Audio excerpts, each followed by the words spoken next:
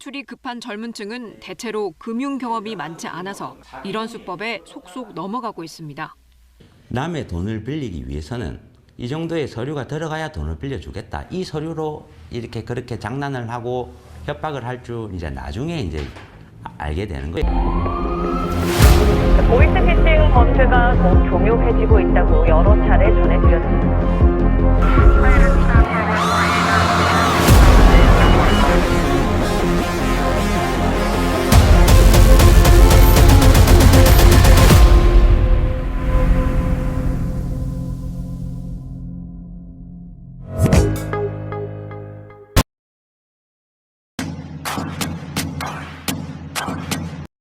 성범죄와 결합한 불법 사금융, 성착취, 추심 문제, 어제에 이어 또 고발합니다.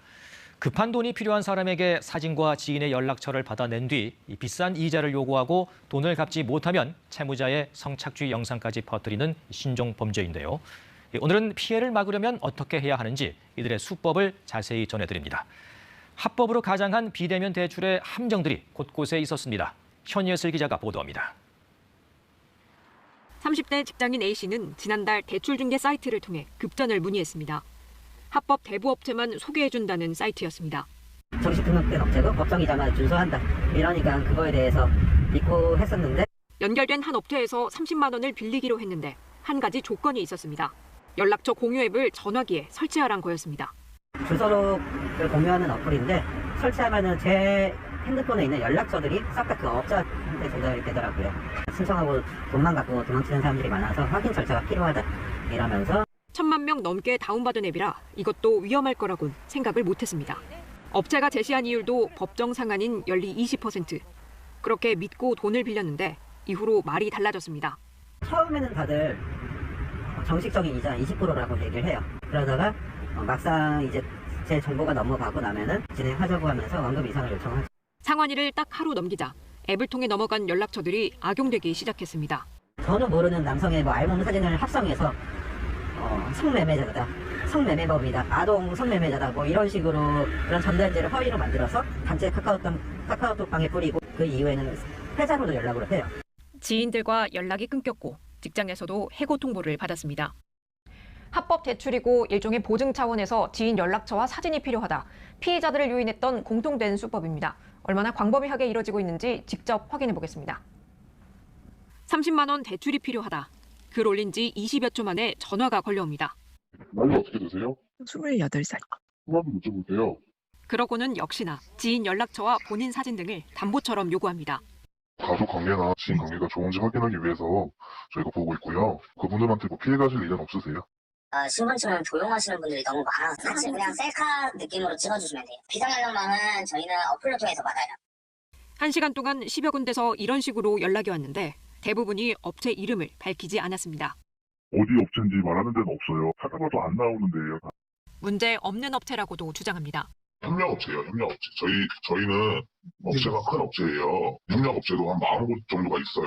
소액 대출이 급한 젊은 층은 대체로 금융 경험이 많지 않아서 이런 수법에 속속 넘어가고 있습니다. 남의 돈을 빌리기 위해서는 이 정도의 서류가 들어가야 돈을 빌려주겠다. 이 서류로 이렇게 그렇게 장난을 하고 협박을 할 줄 이제 나중에 이제 알게 되는 거죠. 대출 중개 사이트의 공신력도 의심을 거두게 한 요인입니다. 대부 등록증 있는 업체들만 선별해갖고 회원가를 시킨 다음에 내보내기 때문에 저희가 그 민원이 들어오는 거에 대해서는 그 업체를 제재를 하지만은 그 전에는 그 제재할 수 있는 그런 게 없기 때문에 해당 중개업체들은 KBS 취재가 시작된 뒤 실시간 대출 문의 서비스를 일시 중단했습니다. KBS 뉴스 현예슬입니다. 네, 이 문제 취재한 현예슬 기자와 좀 더 얘기 나눠보겠습니다. 네, 현 기자, 이 피해 사례들을 쭉 보니까요. 공통적으로 이 대출 중개 사이트 여길 이용하다가 덫에 걸려들었네요. 네, 그렇습니다. 이 대출 중개 사이트 자체가 불법은 아니지만 이 사이트를 이용하는 악덕 업체들이 외부에 많이 있습니다.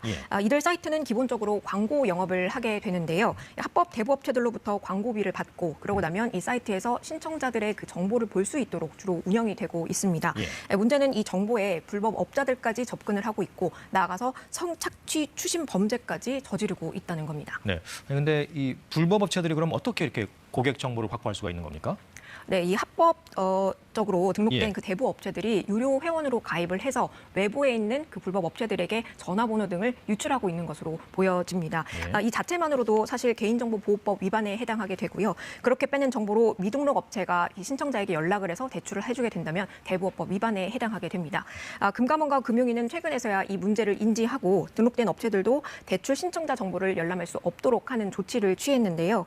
그러니까 업체 측에서 먼저 신청자에게 전화를 더 이상 하지 못하게끔 한 겁니다. 예. 하지만 앞서서 보셨듯이 저희가 글을 올린 뒤에 굉장히 많은 업체들로부터 전화가 온 걸 보면 사실 이 조치에는 뭔가 문제가 있는 걸로 보여집니다. 그러네요. 요즘 같은 고금리 시대에 이런 대부업체 찾는 분들 아무래도 좀 형편이 어려운 분들일 텐데요. 어떤 걸 좀 제일 주의해야 될까요? 네, 아무래도 그 지인 연락처나 본인의 얼굴이 담긴 사진을 요구한다면 예. 조금 의심을 하실 필요가 있습니다. 예. 왜냐하면 이런 것들이 대출 심사 필수 정보가 아니기 때문인데요. 따라서 이런 걸 요구하는 업체가 있다면 먼저 거르시는 게 필요합니다. 또 대부업체의 이름을 반드시 확인하신 후에 등록 대부업체 통합조회 사이트에서 다시 한번 이 상호명과 전화번호를 한 번 더 대조하실 필요가 있습니다. 네. 물론 이제 피해를 안 당하는 게 제일 중요하겠습니다만 만약에 피해를 입었다면 어떻게 해야 될까요? 네, 저희가 만나본 피해자들을 보게 되면 이 피해를 입고 난 후에 가족들이 알까봐 혹은 친구들이 알까봐 전전긍긍하면서 숨기다가 피해가 커진 경우가 굉장히 많았었는데요. 예. 숨기려 하시지 말고 피해 사실을 빨리 알린 후에 도움을 받으시는 게 굉장히 중요합니다. 그래서 또 휴대전화나 메신저 아이디 등을 빨리 바꿔서 추심을 끊어내시는 것도 굉장히 중요하고요. 예. 거래 내역이랑 그 증빙 자료를 확보해뒀다가 금감원이나 대한법률구조공단 등에 신고해서 법률 서비스 등을 받으시면 좋을 것 같습니다. 증거도 남기시고요. 자, 현예슬 기자 잘 들었습니다.